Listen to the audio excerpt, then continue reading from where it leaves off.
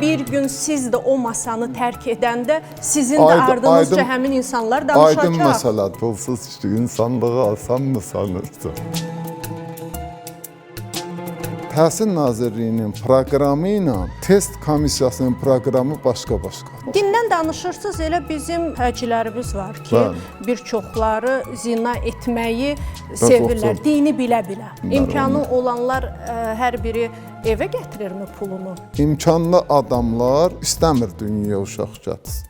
Elə deyir, bu yolla bir adamı tapaq, uşaq bizimdir, qutardı getdi də. Qadın kişiyə bir dayaqdır. Kişiyə ən düzgün yolu göstərən onun həyat yoldaşıdır. Dostunuz çoxdur, düşməniniz?